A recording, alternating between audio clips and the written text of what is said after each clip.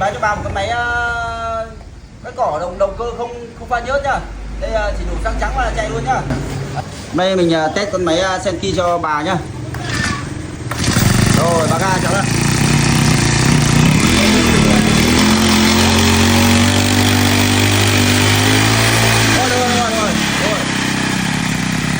Rồi. Có dễ đổ không bà? Bảo cái máy này có dễ đổ không? Dễ.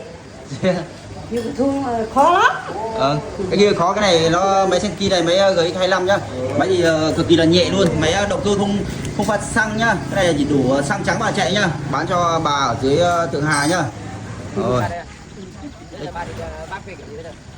Bà có dây chú tổng? Có dây chú tổng? Có dây chú tổng? Có.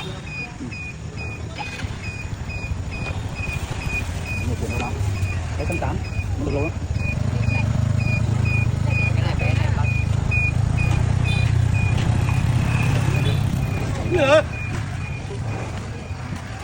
Bên Thưa Thủy Điển.